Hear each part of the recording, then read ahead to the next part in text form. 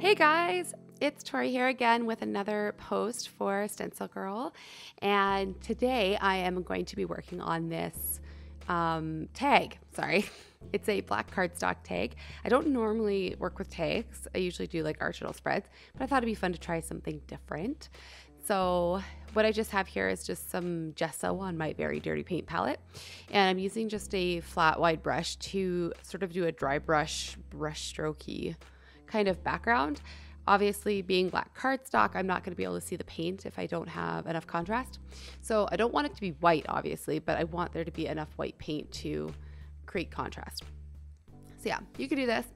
And then I'm just going to heat it with a heat gun because I'm obsessed with my heat gun and I hate waiting for things to dry. Is anyone else like that? Or is it just me? Because I have two of them. Because why not, right? So I've done that, and so now what am I going to do is I'm actually here's a stencil from StencilGirl. This is, I believe it's Starlight Starbright by Cat Kerr. And what I'm actually going to do is the next I'm going to use is an embossing ink pad or like a watermark ink pad. And I've just taken a cosmetic sponge and I've cut it lengthwise so that it's a smaller sponge. And I'm not going to stencil all of them. Sorry for my big head in the way.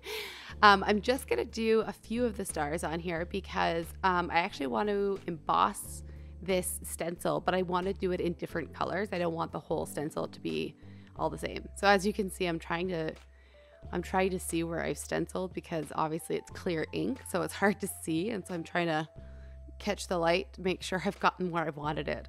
So yeah, you can do this with any kind of like dauber or whatever you have. I just use cosmetic sponges because they're dirt cheap.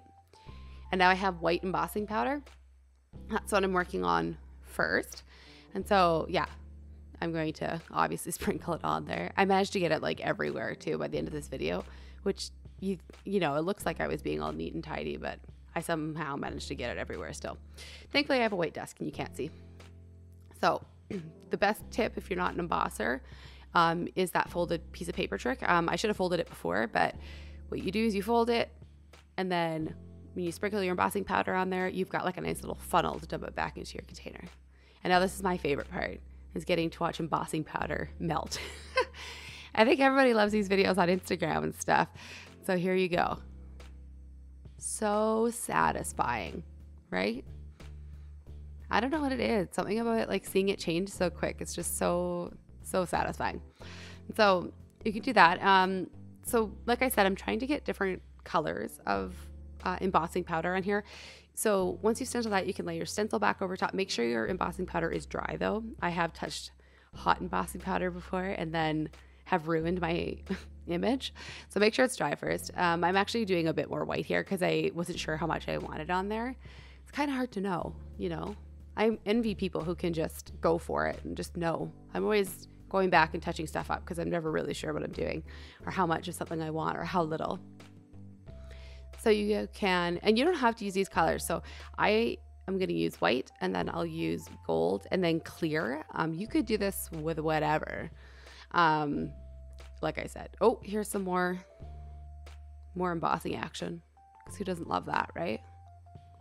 Ooh. So great. So yeah, you could just whatever colors you want. I had like a vision in my head of sort of my color palette I was going with, but you could totally do silver or you could do black stars, like whatever you've got on hand, go for it. And so yeah, this isn't like very exciting because I'm just going to repeat this process 2 more times with different embossing powder. This gold embossing powder I'm using is actually from another company called Lindy's Stamp Gang, and their company does like sprays and mists and mica powders and their magicals and stuff like that. I like love their stuff. And so this is one of their embossing powders. And then I'll be using a clear ultra thick enamel one, which I got for Christmas. I'm like obsessed with. It dries so thick and I can't get over it. I love it. You guys will see. So here I'm just putting the gold embossing powder on.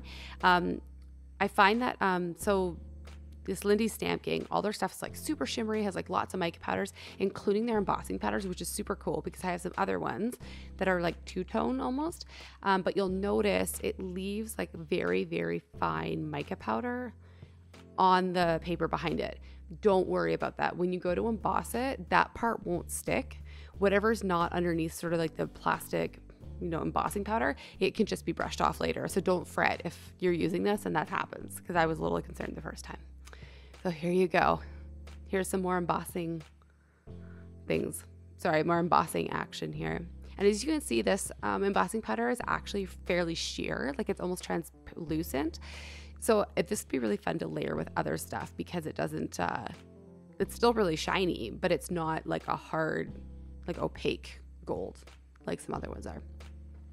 And so again, I feel like I'm just rambling because I'm trying to, this is like super unexciting. So have you guys tried this method before, stenciling with embossing? I realized halfway through this video that I've done this before, like a few times now. I guess I like this method for whatever reason. I enjoy it. So leave a comment below if you've done this before using embossing powder with your stencils. If not, then I encourage you to give it a try. It's really satisfying. And so again, this next embossing powder I'm using is this ultra thick. You want to make sure you have, I didn't quite have enough of the embossing ink on here. When you go to do it, make sure you have, like, you've gotten like a pretty good coverage, like a pretty good saturation of embossing powder, or sorry, embossing ink. Otherwise this ultra thick stuff won't quite stick as well as you want. And so my container is so big of this embossing powder. This is my fork from my supper that I ate in front of my computer that I'm using as a spoon because I didn't want to go find one to scoop it out. Another really cool trick I've actually seen for people with embossing powder, especially this like thick chunky stuff, is to use like a small Tupperware container and just dump it in there, and then you can like put the whole tag inside the Tupperware container. So, which is kind of cool, right? So yeah, here you can see it. It's melting this ultra thick embossing powder. I'm sorry, this is out of focus. It comes back into focus in a second here. But yeah, as you can see when the light hits it, it's like really thick, clear. It's really cool. You can use it for all kinds of stuff apparently. So yeah, that's all I'm doing for the stenciling here. And like I said, this is the Starlight Starbright stencil. And I actually have a few stencils by Cat Care that I quite like, or I'm probably saying her name wrong. I'm sorry, Kat. I quite like her stencils. They're all mimicking sort of like a hand carved feel, and I really like that look myself. So I am naturally drawn to those stencils. So now that I've got everything embossed, I've pulled up my watercolors. And this is you can get these off Amazon. Yes, you can get them off Amazon. Sorry, I was trying to remember. I have quite a few watercolor sets. I'm trying to remember where I got it from. And so I chose the white, the gold, and the clear because I had sort of envisioned black cardstock with sort of a whitish background and then doing sort of galaxy-ish colors. So this is like basically like a Prussian blue or like indigo. Now it's Prussian blue. And yeah, so what you'll do is paint around your embossing shapes, and it basically acts like a resist. And so the key with this is to not have too much paint, simply because obviously the embossing powder is going to repel water. However, if you have too much paint in there, it will start to adhere and it won't have the resist effect. So don't get too heavy-handed with the paint.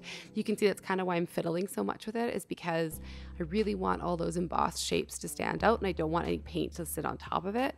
So yeah, just go about it, but try to be cool. Like you can see here, I've put too much and I have to end up wiping some of it away because I went a little too crazy with the paint there.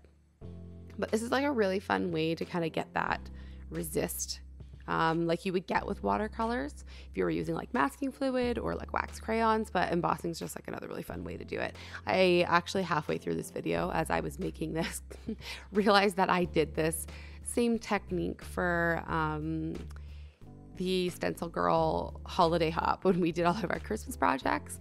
I did a set of Christmas cards using the same method. And so apparently I just really like the idea of watercolors. and using embossing powders as a resist. So, but it's so satisfying, right? So I've used this Prussian blue, and then I've used sort of like a violet color. I don't know. This whole entire watercolor set is in Japanese, so I'm not quite sure what shade of purple that is. And then I've used sort of a magenta here. Again, I was trying to go for like a galaxy-ish vibe. I didn't really know where I was going exactly with the project when I started it. I knew I wanted to use a black tag, and I wanted to use this star stencil. And so of course it got me thinking of the night sky, and then I sort of ran with it.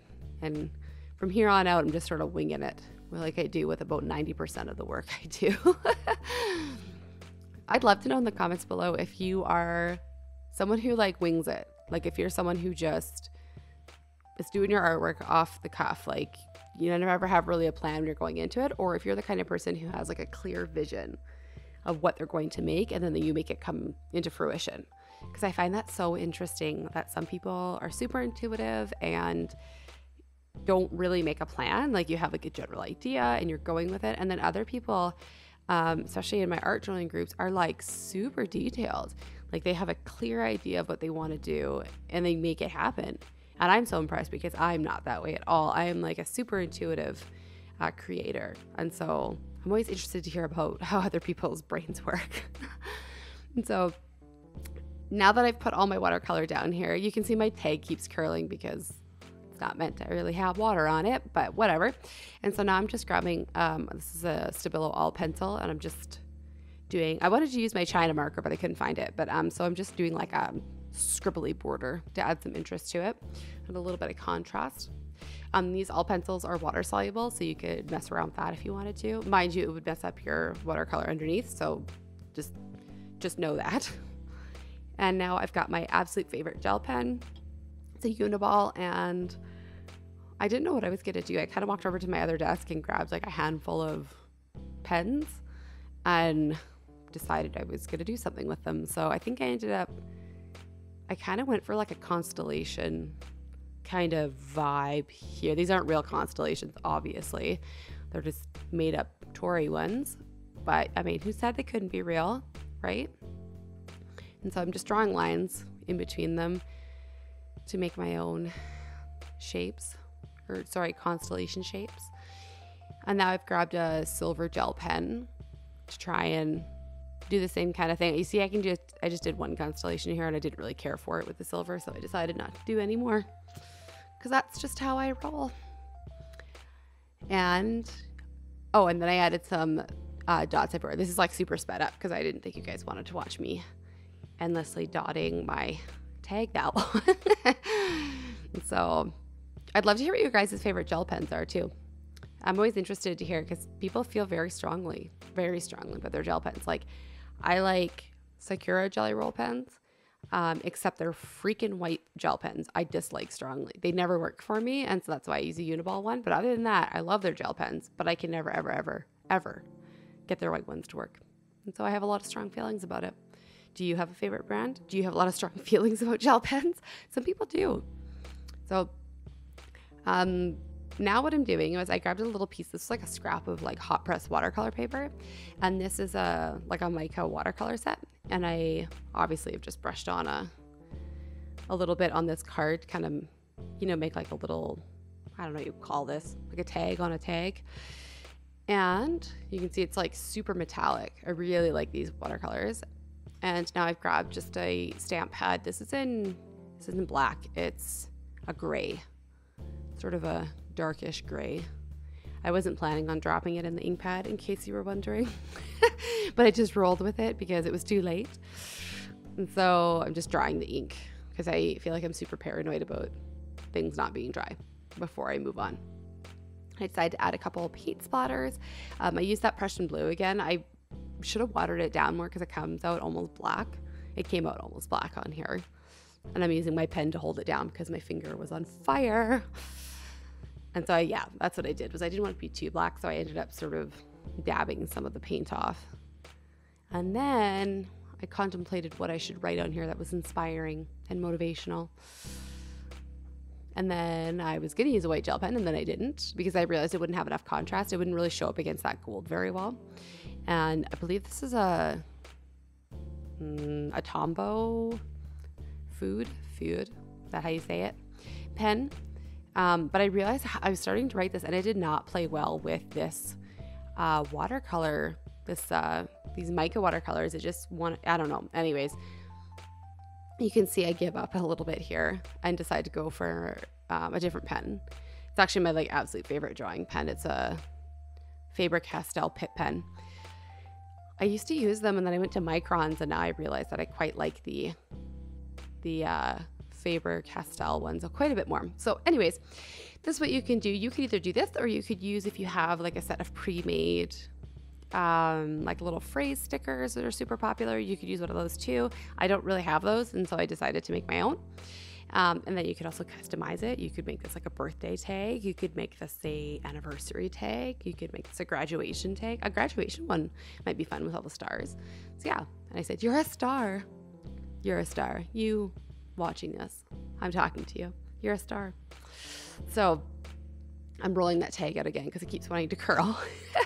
And now I'm just going to glue it down with some glue.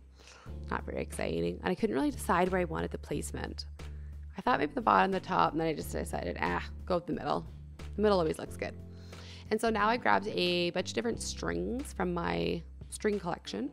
And actually what I use here is, this is like a, it's not like a cotton twine, it's like a jute twine, but it's got metallic thread in it. It's sort of a gold, so I decided that would go nice with the gold. And I'm just cutting several lengths of the different strings. You don't have to worry about them all being the same length because I kind of want to go for that sort of messy look. If you want them to be the same, you can, but like I'm like the least exact person ever when it comes to making art and things like this. So I just go with the messy look. I don't have to measure anything. And so I think I did 2 of the gold, or like gold metallic jute, and then 2 of the black and white baker's twine. And then this is just like regular cotton string. And I think I did 3 of them. So there was an odd number of strings. So I operated on the belief that odd numbers are better than even numbers. And so, yeah, I just tied it onto the tag here to make like a fun little embellishment. And I think that's it. I can't remember. Yeah, I think that's it. So yeah, this was kind of fun. Like I said, I don't really make tags ever. And so I thought it would be kind of fun to do something different and do a tag.